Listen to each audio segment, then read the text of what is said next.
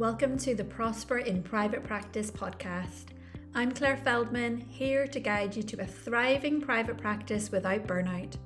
If you're a counsellor or therapist seeking more aligned clients, flexible hours and financial stability, then join me. As a therapist of 12 years, I've turned my own challenges into success, so let's grow your dream private practice together. Are you ready? Let's dive in. So hello everyone and welcome to this episode of the Prosper in Private Practice podcast. And I'm delighted to say that I have Jules White with me as a guest. And today we're going to be talking about all things SEO. So Jules is a web and SEO strategist and founder of the website Success Hub. She helps coaches, course creators, podcasters, and professionals in the health and wellness industry understand how to make their website work for their business so that they can show up on Google and convert browsers into buyers. And that's what we're all looking for, isn't it? We're all looking to get found on Google and to help our ideal clients to find us. So, Jules, you are most welcome. Hi, thanks for having me. It's lovely to be here. Yeah, so maybe we could start, Jules, by just telling the audience a little bit about your background. Yeah, so I come from a beauty and wellness background. So I was a beauty and holistic therapist for many years, for the majority of my career. But I have always been a geek as well. And my salon roles that I had have always been involved in the marketing in the salon as well. So I built my first, even back in the day before there were websites, I was the one that was doing the paper brochures that we used to hand out to people. And before COVID hit, I was doing a day and a half of marketing, so building websites. I built my first website back in 2007, and then 3.5 days actually doing treatments. So we're still all in the same business, but so I've always had that marketing background as well. And then just before COVID hit, I kind of knew I was ready for a change and wanted something different, but didn't necessarily see a route out of the salon. And then COVID hit, and obviously as we all had a chance to pause, and I learned to build websites properly. So I learned to build websites using WordPress, and learned about all this whole online world, which was incredible. It was a mind blower for me, really. So that was how I kind of got into the world of building websites. And I left my job in December 2021. And I thought I was going to be building websites, but I quickly realized that that wasn't what I enjoy doing. So I don't like looking at a blank page. I don't like designing things from scratch. I realized quite very quickly I'm not a designer as well. But what I love to do is look at a website and tell you what's wrong with it and tell you how you can make it better, basically. So that's kind of how I ended up in this world. And in terms of the SEO side of it, I realized after I'd been out of the salon for a few months, I realized I was still on their Google business profile and saw that they'd had something like 3,000 views in a month on their Google profile. Wow. And and I've now realized views aren't actually eyeballs on your profile. They're number of times that you've shown up on Google for that profile. But it was a bit of a light bulb moment. And that's how I kind of ended up going down the SEO route, because obviously I was helping people with their websites at this point, but we were struggling to actually work out how to then get them to show up on Google. And that does seem to be a common problem, actually, that people do experience. So you may have built yourself a lovely new website and then actually like, okay, how do I actually get people to see it? And that's kind of the elusive question, isn't it? Like, how do you get found on Google? And I think for private practice therapists and again, because of the influence, I think, of COVID, that so many who maybe would have just been working in their local area and seeing people in person have now transitioned to working online, and obviously then hoping to get found online by their ideal client. But everybody wants to be on page 1 of Google. So how do we do that? Like what kind of steps do we need to take in order to do that? But maybe the first thing that we could talk about is actually what is SEO? Because I know once we start to talk in jargon and in acronyms about stuff like this, I mean, it can be quite techy. And it can be quite overwhelming. So maybe if we could just first of all explain, like, what do we mean by SEO? Yeah, of course. Yeah, I think this is a big problem. Is it being too techie and too much jargon, and people just switch off to it, really. So just talking about the basics. So SEO stands for search engine optimization. And essentially what it means is that the information on your website is set up in a way where it shows up on search engines like Google, Bing, Yahoo. And the reason that we focus on Google mainly is because more than 90% of searches that are done through a search engine are still done through Google. So there's a reason that we say, I Googled it, So that's sort of the basics of what SEO is that what Google wants to do is it wants to answer the questions of its customers. So the people that are doing the searches on Google are Google's customers, and it wants to deliver the answers to those questions that people are putting into Google. And essentially what it does is that Google has these little robots, and they go out and they crawl the whole internet, and they put each individual web page into a big catalog, and we call that Google's index. So when we talk about Google indexing web pages, it's where Google will actually try and understand what this page is about and where to put it. So whether that page is actually relevant to the search that's being done in Google. So that's sort of the basics, understanding that Google ranks individual web pages rather than whole websites. And your whole website does come into it, but it's the individual pages that we're trying to get to actually show up in the Google rankings. And that's what we talk about when we talk about rankings. It's essentially where your website shows up in those search results pages. So when you Google something, those results that come up are the search results pages, and your rankings are what number you are in that list of the websites that Google is associating with that particular search term. And this might be a bit of a big question, but are there kind of essential things that for a therapist setting up a website for their private practice, are there essential things that they would want to make sure they're doing in order to help them to be search engine optimized? Yeah, definitely. I think the big thing that we need to do as therapists and as professionals is to put some thought into it. So I think we can often focus on the visual aspects of our website without thinking about, okay, what are the main things that people would be searching for around my business? What are the main topics that I need Google and essentially need people to understand about my business? So that's sort of thinking of it from that point of view. And that's then thinking about, okay, what other topics relate to that as well? So kind of almost building yourself up a database of all of the pages on your website and what topics they actually relate to. And so thinking about what's the most important topic that I need Google to understand. And it's sort of thinking about, okay, what do you want to give away from an informational point of view, and what are the things that relate to things like your sales pages, and how can you link that together, which is a bit more of a sort of advanced strategy. But first and foremost, thinking about what are the things that people would be looking for that would relate to your business. Mm-hmm. So that's sort of the most important thing. And then then when you're actually constructing your web pages, there are certain places where you want to put that, and that's what we call it, like a keyword. So the things that people are typing into Google is a keyword, and that can be a little bit misleading, because a keyword can be a phrase. So it can, and more so now with things like voice search, it is more often being a phrase. So if somebody's searching for a therapist nearby, or those kind of things, then people may be searching with their voice. So it's those longer sentences that would then bring people into what you're actually selling. Okay. Yeah, does that make sense? I don't know if I feel like I've rambled a little bit. No, absolutely. And it's trying to think about like what so if I have a private practice specializing in this, so for me, for example, my private practice specializes in disordered eating, thinking about what would my ideal client be typing into Google in order to find me, and then how can I ensure that those kind of key phrases and keywords are across my website, which kind of leads me into a question then that I'm wondering, am I right in assuming that it would be easier for you to get found on Google if you have a niche or a specialism as opposed to like a generalist counseling practice? Yes, yeah, I think it is easier. And that's a really good point about the keywords is so if you're a general practitioner, then you may get found, or you may be trying to get found for very, very general words. And there's going to be a lot of competition out there. So the more broad we are with our businesses, then the more competition there's going to be. There's going to be more people searching each month for that particular term. But then you're not necessarily going to be connecting with people who are actually ready to become clients, or at least are ready to learn more about your business. Whereas, yes, having that specific niche is really, really helpful for SEO.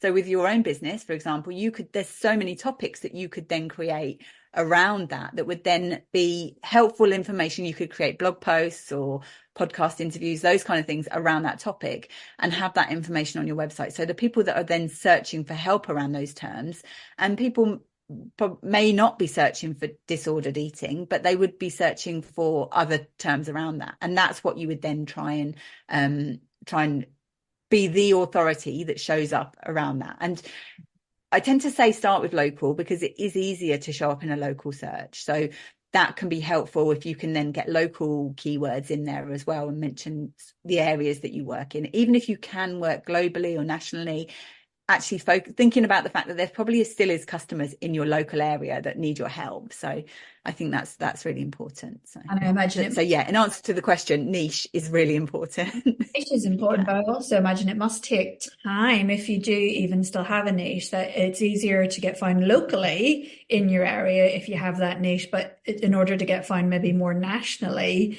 even with a clearly defined niche, you're still going to be competing, aren't you, with lots of other people with the same niche. So it's going to take time, I guess, to build up for your website then to appear.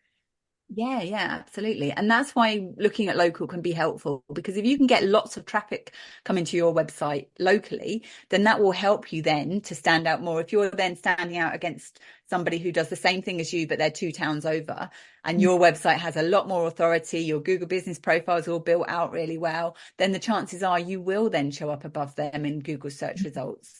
And unless people aren't being very specific with the location of where they're searching. So it does have a knock-on effect on your national SEO as well, if you're focusing on local first. And it just makes it that little bit easier. It depends how niche you are as well. That's the other thing, is if you're a hairdresser in London, you're going to have a lot more, your local area is going to be a lot more local than myself here in a village where there's like one hairdresser. So I think it's sort of thinking about that point of view as well, really. And you mentioned there Google My Business profile. How much does, if at all, does your Google My Business profile affect your Google search optimization on your website? Does it influence it?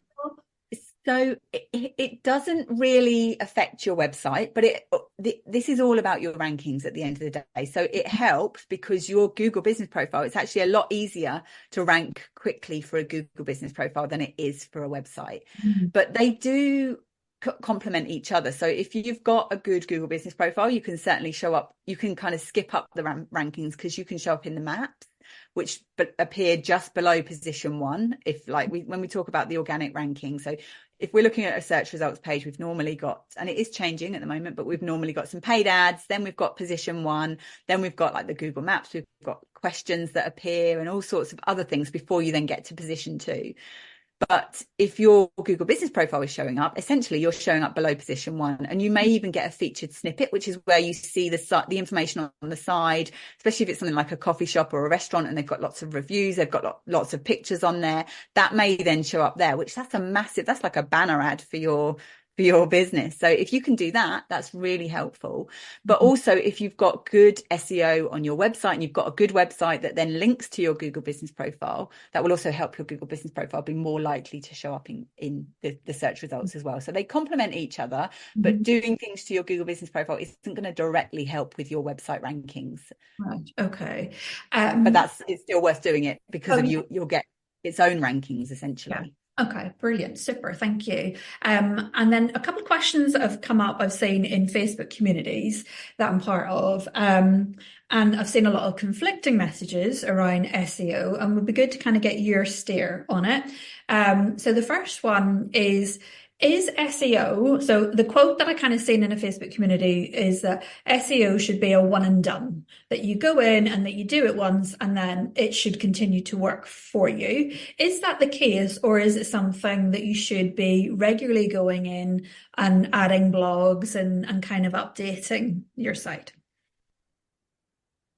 So I think the answer to that is probably it depends, or there's not a clear answer to that. So the goal with SEO is that you do keep showing up regardless of whether you're doing doing anything in your business. So the good thing with SEO, as opposed to social media or paid ads, is when if you stop posting on social media, you stop paying for ads, your traffic stops. Whereas with SEO, the traffic keeps coming into your website. But I think it's a bit misleading, especially for beginners, to say, yeah, do your SEO and then it's done. Because the point where you get to your SEO being like quote unquote done is further down the line, and then things change with things like AI coming out.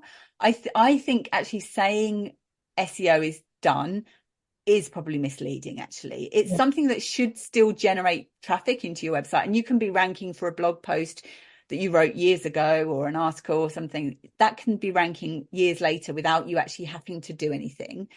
But if you can do things to keep your content up to date and be thinking about different ways you can link, be growing more backlinks. We call back, if you're getting any links coming into your site, then that's called backlinks.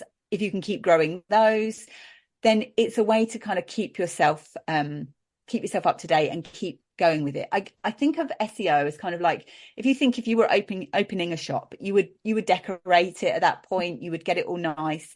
And there would be certain things you would be doing every day to keep it clean, like, sweeping the floor and cleaning and everything. But you probably wouldn't need to repaint for a while. But that wouldn't mean that you never need to repaint. So I think of it like that, really. So it's one of those things that once you've done the bulk of it and you've got it set up well and your pages are ranking, unless you're in a very competitive industry and an industry that's changing lots, then you shouldn't need to sort of start again with your SEO effectively. But unfortunately, it's like any form of marketing. It's something that you need to pay attention to, really. Yeah.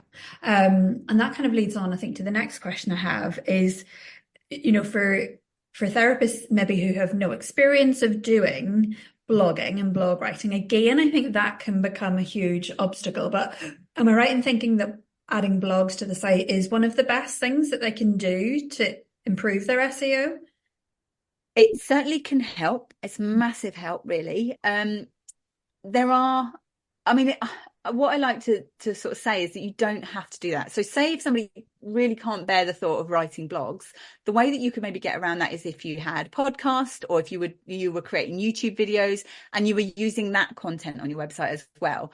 The good thing about it being in a blog is that it's then written content that's easy for Google to understand. So Google understands videos and is now indexing podcasts as well. So is understanding audio content more. But still, in terms of Google, if you've got it there written, it's so much easier for Google's robots to go through and crawl that content. So things like generating, if you don't want to write blog posts, but you're creating a podcast, you're creating YouTube videos, making sure you've got a transcript on there, or making sure you've got show notes that are well optimized, can also be really helpful. So yeah, blogs and articles are fantastic, but if you can't bear the thought of writing them, then don't make that a sort of stick to beat yourself with. There are other ways around it, and there are other things that you can do that can be helpful. But one thing I would add to that is that I would always make sure with my clients that the first thing they're thinking about from an SEO point of view is can the people who know about you find you? So if you're meeting people at networking events, or somebody's recommending you, if someone types your name into Google and what you do, are you the one that's showing up there? And I would sort of focus on that first and get that bit done first. You would be very pleased to know I was a very good student off the back of your SEO workshop, and I spent the weekend adding my podcast to my website and my show notes and everything on there. So I'm like, Jules will be pleased. I'm very pleased. I'm so glad to hear that. I mean, talking about SEO for podcasts is fantastic because you've got that double whammy with it, really. So not only can you optimize within the podcast players, but you can then make sure you've got pages on your website that relates to that. And then you've got then loads of social media stuff that you can do from the back of that as well. So I think actually, yeah, creating that kind of content can be really, really helpful. Yeah. And with regards to blog writing, I know for me, like, I am not naturally a writer. I can be good with coming up with ideas and very creative thinking. Getting me to put it into words is like a whole different ball game. And AI has been massively helpful for me with that. But I know you have to be very cautious with using AI for writing blogs. I'm not sure if it's an area that you know an awful lot about, but would Google penalize you? Is that right? If they can tell that your blog is written by AI? So I think you're always going to get penalized for anything that doesn't come across as written for a human. So anything that sounds robotic, if you read it and it sounds robotic, then Google is going to penalize that, because they want helpful, authoritative content. They want content that shows you as an expert who's experienced these things. So I think that's where I think this is probably something where people can get really worried about AI and us, being replaced essentially, or being really, really difficult to then stand out. But it's our own experiences are the things that if we can weave that through what we are writing, then that's really helpful. So with yourself, what I would probably say is maybe record yourself talking. So if you're thinking, oh, well, I want to create some content around this particular topic, I don't want to write it, but I've got ideas, and I feel like I obviously you're with having the podcast, you don't mind recording, you're happy to be on audio. I would record that and then run that transcript through an AI, ChatGPT or Google Gemini, and then try and create the blog post with that in mind, really. That is genius.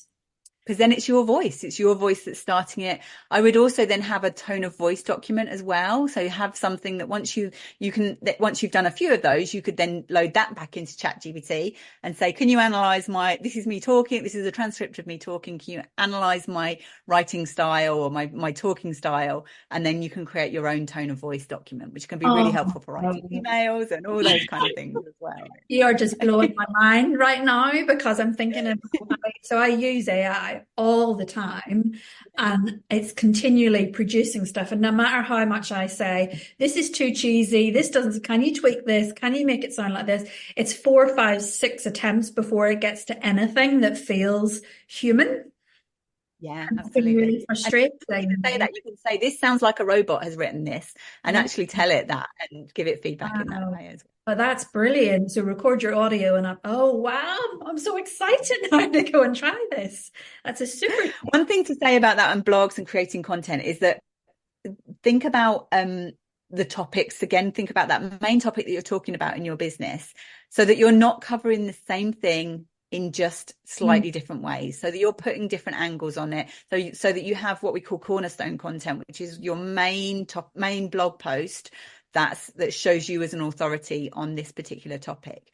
And then the other blog posts and things that you could do around it are then related, that then shows your whole website is an authority on this topic, but you're not creating pages that essentially are competing against each other. So think about the pages answering different questions, different things that people may need to also consider if they've got dysfunctional eating and those kind of things, really. So yeah, that's a good idea, actually, that if you're a private practice therapist and you have a particular niche, even just sitting and brainstorming, like, what are all the common questions maybe that come up with my clients? What are the common issues they face? What kind of things might they be searching and looking for solutions to, and just writing down those ideas, and then they become the content, I guess, that you create on your website.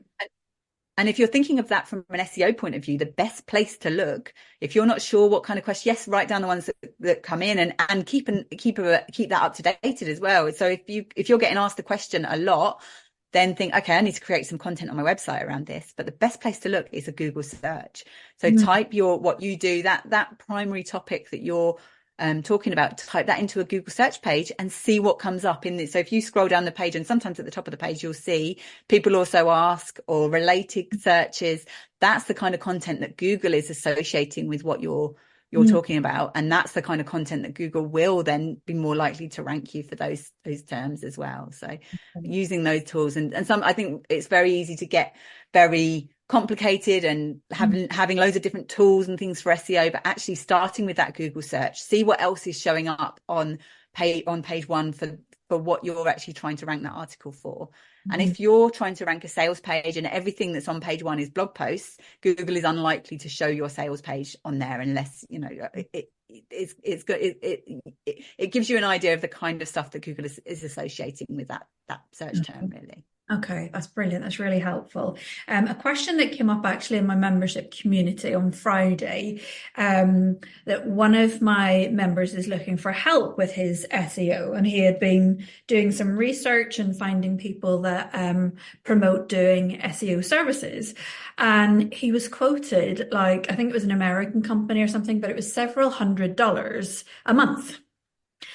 And I see this conversation come up in the Facebook communities that I'm in as well, an awful lot, where there's a lot of conflicting kind of information about, should you be paying for SEO? Should it be like a monthly thing that needs work done on an ongoing basis? Should it be a one-off thing? Or is it something that you can go in and do yourself? And I know this is maybe, again, it depends kind of situation, but I think what I suppose concerned me is that if you don't have an understanding about SEO or what it is, and then you're handing over hundreds of dollars, do you know what's being done with Absolutely, them? yeah. And I would tend to say if you're only paying a few $100s a month for SEO, the chances are you're not going to be getting a lot of work done on your Yeah, website because yeah. especially if you've not, like, maybe if you've already got existing SEO in place, but if you're starting from the basics and starting from scratch, a few $100s a month is not going to pay for many hours of SEO work, and that's what you're kind of going to need, really. So I don't do traditional SEO agency type work. So I don't do ongoing SEO work for my clients. What I love to do is to help people to understand the basics, so that then if they do make that decision to then go and work with an agency, then they do have that understanding, and they at least know what kind of things to be looking out for. Because I've spoken to so many people where they've been paying people for SEO every month and they have no idea what they've done, and they have no idea if it's even made a difference. And obviously from that point of view, it clearly hasn't, because the difference that you should be seeing is people are saying to you, I found you through Google, and they're converting into clients as well. And I think that's sometimes where SEO agencies can be a bit of a problem, because they are focused on getting traffic to your website.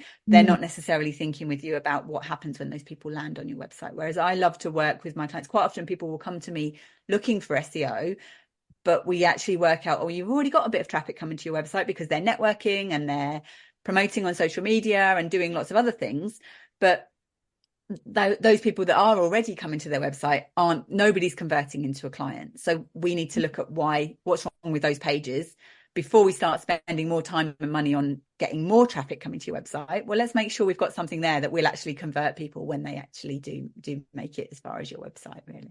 And just on a really basic level, because I think there's maybe a lot of therapists that don't actually know this, that they've maybe built their own website, or they've paid somebody to build a website, but they don't actually know if any traffic is going to their site. So how do they actually understand, is this working? Now, Yeah, absolutely. That's a really common problem, actually. And and I think sometimes as business owners, we feel a bit silly saying that as well. Of like, well, I'm not really sure what's happening.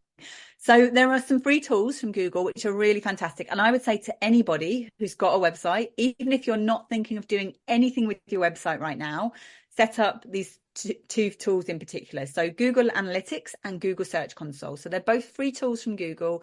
You can just go to a Google search and type in analytics, and it will then take you to the Google Analytics setup, and the same with Search Console as well. So they're two different sort of jobs. So Google Search Console essentially sees or tells you how Google sees your website. So it will tell you if there are any kind of technical things blocking your website, but also it will tell you the type of search terms that people are putting into Google. It will tell you how much traffic you're getting every month. So how many times you're showing up on Google, and how many times people are actually clicking through to your website. And the Google Analytics essentially will tell you, once people are actually on your site, it will tell you firstly where they came from, whether they came through social media or through paid ads or through Google search or any other search engines. and it will tell you what they did once they were actually on your website. So it'll tell you what pages they visited, how long they spent on those pages, and it will give you an idea of what's actually happening on your website.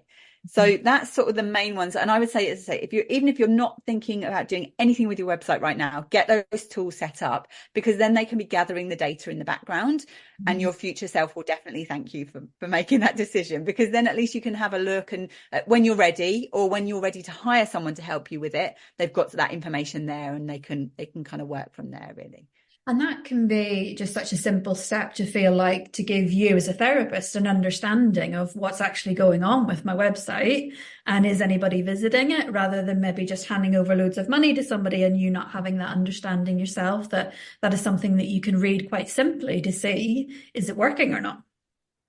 Yeah, absolutely. And you can also see what's happening in terms of like your social media. So if you're spending loads of time creating content for Instagram, but then you look at Google Analytics and work out actually the people that are spending a little bit more time on my website are the ones that come through LinkedIn, then you know that it's probably better to spend more time concentrating on your LinkedIn strategy than your Instagram one, really. So if you're finding, you're getting a lot of people coming in from Instagram, but then they're just bouncing off straight away, they're staying on the page for two seconds or something, then you can make some informed decisions about that, really. So Great. And something I did a few years ago, which really helped me, and I've just seen that you actually have this tool on your website as well, is the SEO audit and running your website through that. Can you explain a little bit about that? Yeah, so I think it's good to do that. It's just a sort of basic understanding of what's happening. So you can get a free SEO report from my website, which is the website successhub.com. And if you go there, all it does is essentially tell you if there's anything major that's sort of major problems. So if you've got any broken links, if your pages are really slow to load, if you've got anything that's sort of high level, really, problems with your website, it will give you a starting point so you understand. And what I actually do, and even if people are thinking, oh, I'm not sure about this, because a lot of people, when I meet them and say what I do, they say, oh, don't look at my website, it's terrible. And that's sort of the most common thing that people say when I meet them. But the thing is, it's never as bad as you think it's going to be. And at least if you understand, I look at those reports, everyone that gets run, it runs automatically, but I do look at them. And if I can see something where I think, oh, you could make like a quick win or low hanging fruit or something, actually, you've got one image on your site that's massively slowing it down, then I will send you a message and let you know, oh, this could be a quick win for you. So And that is so helpful. So helpful. So I know whenever I had done it, it brought up how slow actually my website was loading. And we know that if people don't get the information very quickly, they will bounce off the site. So that's incredibly helpful information to know things like that otherwise you maybe wouldn't have been aware of. So if you need a little review done of your website, definitely head over to Jules' website and put it through and see what it brings up. Yeah, it's a good thing to do. Yeah, thank you so much for speaking with me today. That has been so helpful. And I know people listening will have got lots and lots of nuggets of information. My one to take away is definitely the AI tip. That's incredibly helpful and very, very exciting. But I think people will have got loads out of this today. So thank you so much, Jules. Maybe you could just tell us where they can find you again. Yeah, so my website, the website successhub.com, is the best place to sort of find the most information about me. I'm mainly, in terms of socials, I'm mainly on Facebook. So yeah, connect with me there. I'm on LinkedIn as well, but it tends to be more Facebook really that I'm on there. But yeah, and I would just say, like, for some words of encouragement, SEO can be really technical and really difficult to understand, but it doesn't have to be. And it's just putting the basics in place. The majority of websites out there aren't optimized for Google. So if you can actually just do a little bit more than your competitors, then you do stand a chance of showing up on Google. Oh, that's brilliant. Thank you so much, Jules. It's been lovely to talk to you. Thank you.